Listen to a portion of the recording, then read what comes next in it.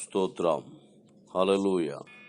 ప్రభునందు ప్రియమైన అనుదిన ఆహార శ్రోతలకు యేసుక్రీస్తు మహానామములో నా హృదయపూర్వక వందనాలు. మా కుటుంబం నుంచి, అలాగే శాలయ మినిస్ట్రీస్ నుంచి, అనుదిన ఆహార గ్రూప్ నుండి మీకు నా హృదయపూర్వక వందనాలు చెల్లిస్తున్నాను. దేవునికి మహిమ కలుగునుగాక. వాక్యాన్ని ధ్యానం చేద్దాం. అపోస్తలుల కార్యములు 9వ అధ్యాయం 36వ వచనం నుండి చదువుతున్నాను. యొప్పేలో తబితా అను ఒక శిష్యురాలు ఉండెను. ఆమెకు భాషాంతరమున దోర్కా అని పేరు. ఆమె సత్క్రియలను ధర్మకార్యములను బహుగా చేసి ఉండెను. ఆ దినములందు ఆమె కాయలా పడి చనిపోగా వారు శవమును కడిగి మేడగదిలో పరుండబెట్టిరి. లుద్దా యొప్పేకు దగ్గరగా ఉండుట చేత పేతురు అక్కడ ఉన్నాడని శిష్యులు విని అతడు తడవు చేయక తమ ఎద్దుకు రావాలని వేడుకున్నటకు 2 మనుషులను అతని ఎద్దుకు పంపిరి. పేతురు లేచి వారితో కూడా వెళ్ళి అక్కడ చేరినప్పుడు వారు మేడగదిలోనికి అతనిని తీసుకుని వచ్చిరి. విధవరాండ్రందరూ వచ్చి ఏడ్చుచు దోర్కా తమతో కూడా ఉన్నప్పుడు కుట్టిన అంగీలను వస్త్రములను చూపుచూ అతని ఎదుట నిలిచిరి. పేతురు అందరిని వెలుపలికి పంపి మోకాల్లోని ప్రార్థన చేసి శవం వైపు తిరిగి తబితా లెమ్మనగా ఆమె కన్నులు తెరచి పేతురును చూచి లేచి కూర్చుండెను. అతడు ఆమెకు చెయ్యి ఇచ్చి లేవనెత్తి పరిశుద్ధులను విధవరాండ్రను పిలిచి ఆమెను సజీవురాలునిగా వారికి అప్పగించెను. దేవునికి మహిమ కలుగుగాక. దేవుని ప్రియమైన వారలారా, యొప్పే అనే ఒక పట్టణం ఉంది. ఈ యొప్పే అనే పట్టణం యెరూషలేమునకు 55 కిలోమీటర్ల దూరంలో ఉంది. ఈ యొప్పే పట్టణం మధ్యధరా సముద్ర తీరాన ఉన్నటువంటి ఒక వాడరేవు. ఈ యొక్క యొప్పే పట్టణంలోనే మరి తబితా అనే సహోదరి ఉంది. ఈమె పేరుకు అర్థం, తబితా అనే పేరుకు అర్థం అరమేయక్ భాషలో భక్తి గల స్త్రీ అని అర్థం. ఇంకో పేరు కూడా ఉంది ఆమెకు, దోర్కా అనే పేరు ఉంది. ఈ దోర్కా అనే పేరుకు అర్థం లేడీ అని అర్థం. దేవునికి స్తోత్రం కలుగును గాక. దేవుని ప్రియమైన వారలారా, పేరుకు తగినటువంటి జీవితాన్నే ఈమె జీవించేది. పేరుకు తగిన ప్రవర్తన ఉండేది. చాలా మంది పేరు గొప్ప ఊరు దిబ్బ అన్నట్టుగా ఉంటారు.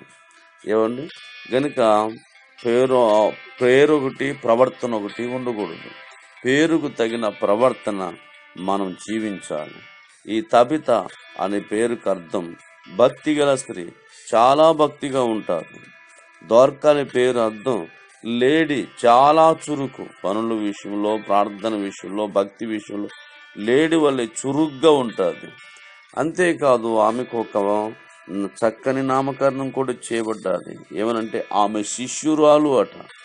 ఆమె శిష్యురాలు అని వ్రాయబడ్డాది. శిష్యుడు ఎప్పుడు కూడా గురువు యొద్ద నేర్చుకుంటూనే ఉంటాడు, విధేయత చూపుతాడు. కొట్టినా, తిట్టినా, ఏమన్నా, ఏ పనులు చేసినా, చెప్పినా విధేయతతో లోబడి నేర్చుకుంటాడు శిష్యుడు.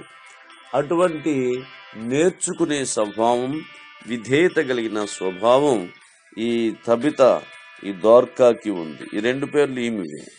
దేవునికి స్తోత్రం. అంతేకాదు ఆమె సత్క్రియలు బహుగా చేసి ఉండెను. సత్క్రియలు చేసింది.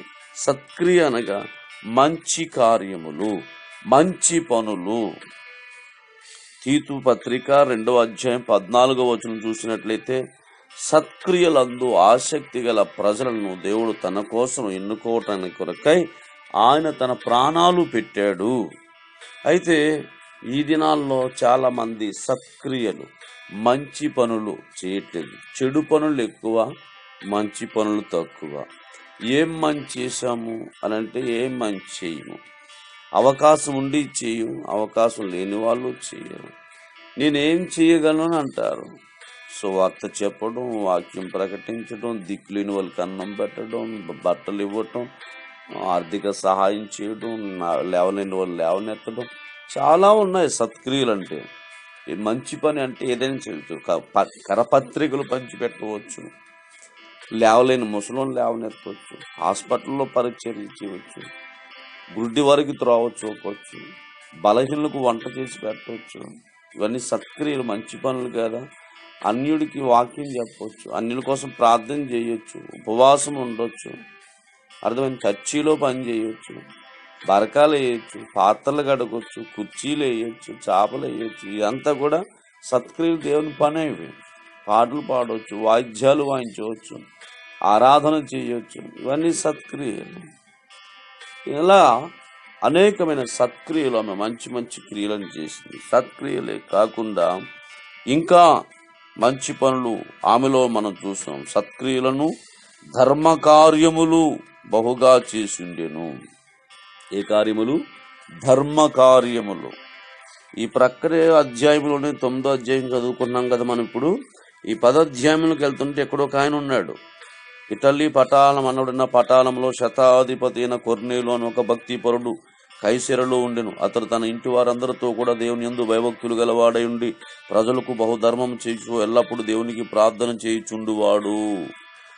ఇతడు కూడా ధర్మాలు చేశాడు, దానాలు చేశాడు. కానీ వాళ్ళ దేవుల్లో ఎవడు కూడా మాట్లాడలేదు, కనపడలేదు, దర్శనం ఇవ్వలేదు. యేసయ్య కనబడ్డాడు, మాట్లాడాడు, దర్శనం ఇచ్చాడు. ఆ ఇల్లంతా రక్షించబడిపోయింది. అలాగే ఈమె కూడా ధర్మ కార్యాలు ఎక్కువగా చేసేది. దేవుని బిడ్డలారా, నీ ధర్మ కార్యములు జ్ఞాపకార్థముగా అక్కడ ఉంచబడ్డాయని కొర్నేలుతో దేవుడు చెప్తున్నాడు. నీ ధర్మములన్నీ కూడా జ్ఞాపకార్థముగా దేవుని సన్నిధిని చేరినవి. 10వ అధ్యాయం 4వ వచనంలో నీ ధర్మ కార్యములన్నీ దేవుని సన్నిధికి జ్ఞాపకార్థముగా చేరినవి. అనుదినాహారములో ఉంటున్న దేవుని బిడ్డలారా, మీరు చేస్తున్న ధర్మ కార్యాలు, మీరు చేస్తున్న సత్క్రియలు దేవుని సన్నిధిలో జ్ఞాపకార్థంగా చేరుతున్నాయి. చాలామంది తమ కష్టార్జితములో మరి దేవునికి హెల్పింగ్ హ్యాండ్స్ ద్వారా అన్నం పెట్టమని, బట్టలు ఇమ్మనమని, చీరలు ఇమ్మనమని, బైబిల్ ఇమ్మనమని ఇంకెన్నో రకాలుగా చేయుతునిస్తున్నారు. అయితే చాలామంది ఇంకా నిర్లక్ష్యంగా ఉన్నారు. అయితే నీ కొడుకు, నీ కూతురికి, నీ భర్తకి, నీ అల్లుడికి, నీ మనవలకి, మనవరాలకి పంపితే తినేస్తారు.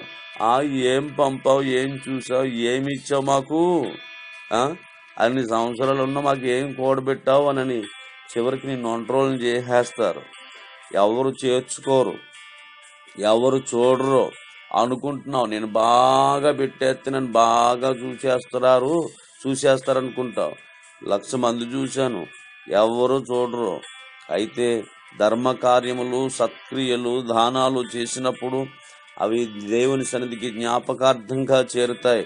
నీ అవసాన కాలమందు, ముసలి కాలమందు చేయలేని పరిస్థితుల్లో నిన్ను చూడ్డానికి కాకులు దేవుడు పంపిస్తాడు, ఇరుగు పొరుగును పంపిస్తారు.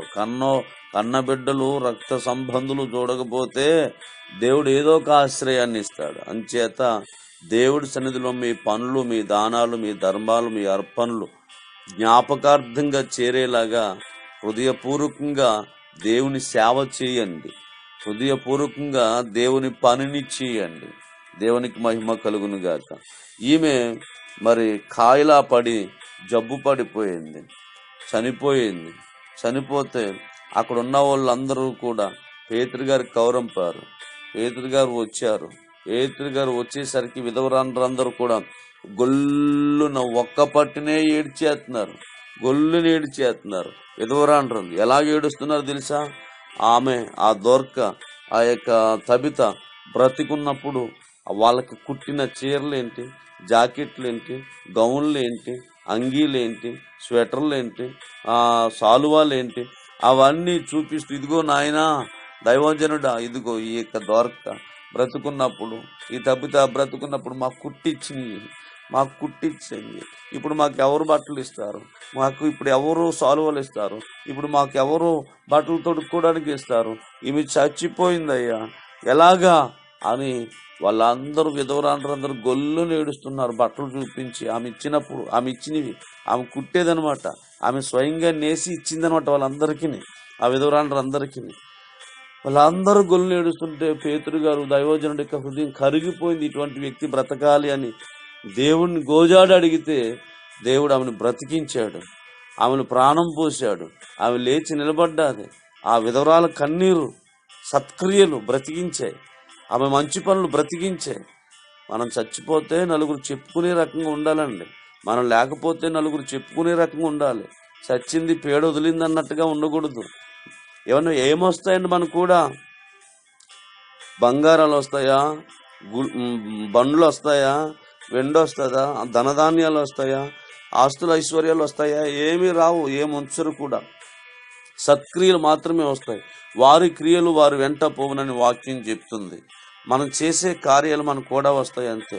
చిల్లి గవ్వ కూడా నీ కూడా రాదు, అంతా మట్టి పాలైపోద్ది. కానీ మంచి కార్యాలు మాత్రమే నీవు కూడా తీసుకెళ్తావు. దేవునికి మహిమ కలుగును గాక. కనుక సత్క్రియలు చేసేవారముగా ఉండాలి, దానాలు చేసేవారుగా ఉండాలి, ధర్మాలు చేసేవారుగా ఉండాలి. మరి ఈ యొక్క దోర్క మరి భక్తి కలిగిన స్త్రీ, ఏమండి, తబిత భక్తి కలిగిన స్త్రీ, ఆమె పవిత్రత కలిగిన స్త్రీ, లేడి వలె చురుకైంది. అలా చురుకైన మనసును కూడా మనం కలిగి ఉండాలి. ఆమె మరి చూడండి ఎంతో అద్భుతమైన కార్యాలు చేశారు. దేవుని స్తోత్రం కలుగును గాక. కాబట్టి దేవునికి వాక్యం చెప్తుంది, గొప్ప ఐశ్వర్యము కంటేను మంచి పేరు మేలు, ఒకరి జన్మదినము కంటేను మరణదినమే మేలు, గొప్ప ఐశ్వర్యము కంటే మంచి పేరు మేలు. అలాగా తబిత మంచి పేరు సంపాదించుకుంది. మరి పరిశుద్ధుల నీతి క్రియలు మరి జీవగ్రంథంలో రాయబడుతుందని వాక్యం చెప్తుంది. కాబట్టి మన క్రియలు జీవగ్రంథంలో రాయబడే విధముగాను, పరిశుద్ధ నీతి క్రియలను కలిగిన వారముగాను, మరి ఈ తబిత దోర్క ఏ విధంగా అయితే ధర్మకార్యాలు పుణ్యకార్యాలు సత్క్రియలు చేసి మరి ఆమె క్రియల ద్వారా ఆమె మరలా తిరిగి బ్రతికింది. 10 మంది చెప్పుకున్నారు, విధవరాండ్రు అందరూ కూడా ఏడ్చారు ఆమె గురించి. పేతురు కూడా ఏడ్చి ఆమె లేవనెత్తాడు. అటువంటి మంచి పనులు చేయండి, దేవుడు మిమ్మల్ని దీవిస్తాడు. ఈ వాక్యం మనం ఎన్నికలో దీవించుగాక. Pastor D Ravikumar, Marteru Shalem ministry. WhatsApp number 9346453521.